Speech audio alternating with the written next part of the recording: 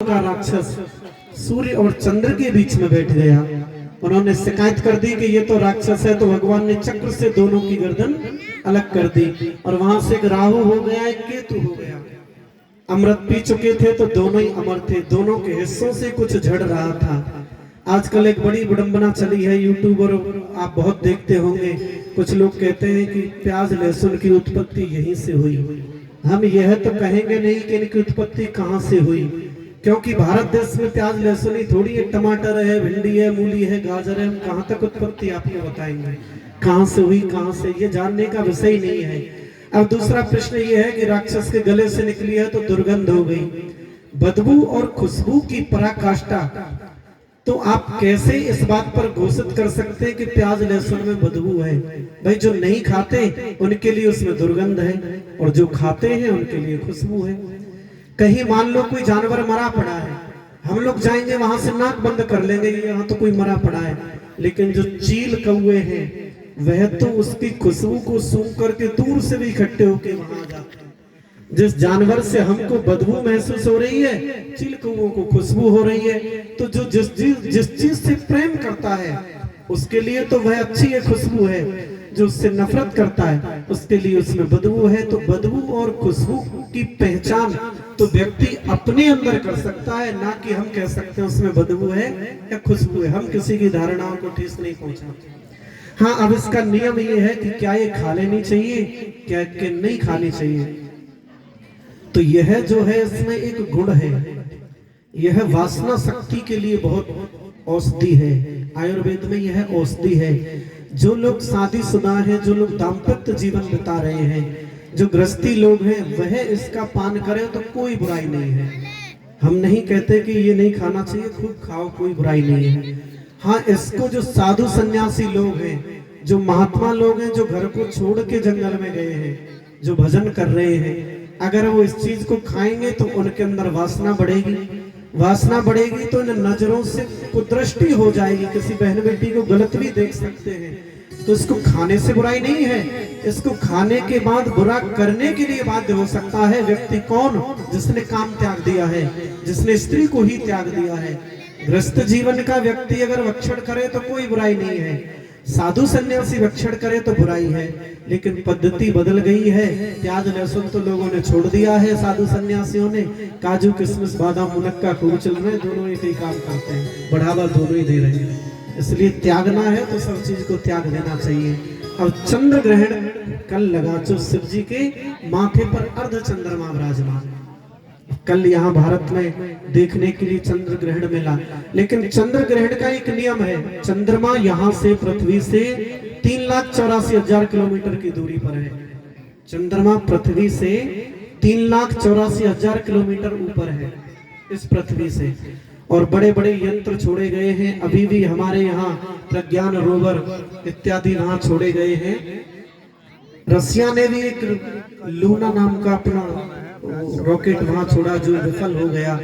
बड़े बड़े दुनिया भर के देशों ने, अमेरिका ने तो पहले वहां नील आर्मस्ट्रांग नाम के एक व्यक्ति को भी भेज दिया चंद्रमा पर, जो वहां पहला कदम रख के उतर करके पृथ्वी पर वापस आया।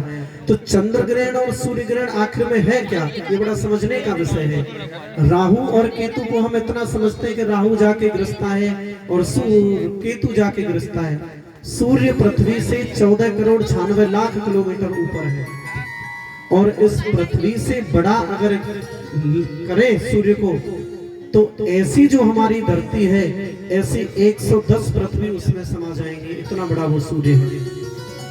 सूर्य 13 लाख वर्ग किलोमीटर लंबा है अगर वर्गाकार में जोड़ा जाए। जो हमारी धरती है वो 12,776 वर्गाकार है। अगर इस हिसाब से जोड़ा जाए तो सूर्य यहाँ से 110 गुना बड़ा है और 250 करोड़ किलोमीटर प्रति घंटा की स्पीड से आकाश में घूमता है। अपने अक्ष पर वो आकाश गंगा के चक्कर लगाता है। और विचार करो, बोला कौन राहु और केतु की औकात है जो 14,96,00,000 किलोमीटर नीचे होने के बावजूद हम उसकी धूप में 2 मिनट नहीं बैठ सकते जो भयंकर गर्मी है। भला किसकी औकात है कि सूरज पर जाकर के कोई अपना प्रभाव जमा दे? किसी की औकात नहीं है जो सूर्य को जाकर के ग्रस ले। सूर्य ही इस सौर मंडल का इकलौता देवता सूर्य एक तारा है और बाकी सब ग्रह हैं। जैसे चंद्रमा पृथ्वी का उपग्रह है, ये चंद्रमा पृथ्वी की परिक्रमा करता है, 27 दिन में अपने अक्ष पर घूमता है और धीरे धीरे पृथ्वी की परिक्रमा करता है। गति बड़ी तेज है, 1672 किलोमीटर 1672 किलोमीटर प्रति घंटा यह पृथ्वी अपनी धुरी पर घूमती है, जिससे दिन रात होते हैं। और 1,0712 किलोमीटर प्रति घंटे के हिसाब से सूर्य के चारों ओर चक्कर लगा रही है। अब भला किसके फिर ये ग्रहण क्यों होते हैं?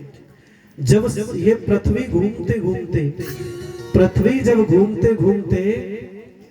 और चंद्रमा घूमते घूमते चंद्रमा सूर्य के बीच में आ जाता है, तो सूर्य से जो रोशनी हमारी तरफ आती है उस रोशनी को उड़ा देता है। जितना एशिया जितना अफ्रीका महाद्वीप है उतना बड़ा ये चंद्रमा है। जितना अफ्रीका महाद्वीप इस पृथ्वी पर फैला है उतना बड़ा ये चंद्रमा है। जब वो घूमते घूमते सूर्य के बीच में आ जाता है, अब मान लीजिए कोई बल्ब लगा है और बल्ब के सामने कोई आ गया तो बल्ब की रोशनी आप तक नहीं आएगी, केवल एक परछाई आएगी। तो जब चंद्रमा सूर्य के बीच में आ जाता है तो सूरज की रोशनी पृथ्वी पर नहीं गिर पाती है और चंद्र की छाया पड़ती है। ऐसे में हम कहते हैं कि आज सूर्य ग्रहण है, क्योंकि हमको सूर्य ठीक से दिखाई नहीं देता। और जब चंद्रमा घूमते घूमते पृथ्वी के नीचे आ जाता है तो चंद्रमा पर अपना तो कोई प्रकाश है ही नहीं। अब रात में जो चंद्रमा दिख रहा है वो सूर्य की किरणें उस पर पड़ रही हैं और वहां से वो सूर्य की किरणें रिफ्लेक्स होकर के हमारी तरफ आ रही है, तो हमें चंद्रमा दिख रहा है। यह साइंस का सिद्धांत है। जब चंद्रमा नीचे आ जाता है तो सूर्य की किरण उस पर पड़ नहीं पाती है, हमें चंद्रमा दिखाई नहीं देता है। पृथ्वी की छांव उस पर होती है तो हमको लगता है कि चंद्र ग्रहण हो रहा है। जिस समय चंद्रमा पृथ्वी के कक्षा को काटता है उस समय एक छाया बनती है, एक दक्षिणी गोलार्ध एक उत्तरी गोलार्ध की तरफ, और दोनों को ही राहु और केतु की उपमा दी गई है हमारे शास्त्रों में, ग्रह की उपमा। तो केवल इतना समझ लेने से कि राहु और केतु जाके चंद्रमा और सूर्य को ग्रसते, ये अधूरा सत्य है। पृथ्वी और चंद्रमा और सूर्य तीनों की छाया जब आपस में परिवर्तित होती है, चंद्रमा बीच में आ जाए तो सूर्य ग्रहण, चंद्रमा पर रोशनी नहीं पड़े सूर्य की तो चंद्र ग्रहण। बस ग्रहण का मतलब इतना सा है। सूर्य हमारी पृथ्वी का जीवंत देवता है, इसलिए जब ग्रहण पड़ता है तो कुछ जरूरी चीजें वर्जित होती हैं। जैसे हम मंदिर में प्रवेश नहीं करेंगे, जैसे हम भोजन नहीं करेंगे, यह एक अलग सिद्धांत है, यह आयुर्वेद से जुड़ा सिद्धांत है। लेकिन हम यहाँ कथा कहने आए हैं, बाकी सब सिद्धांत बताने नहीं आए। बोल राजा रामचंद्र भगवान।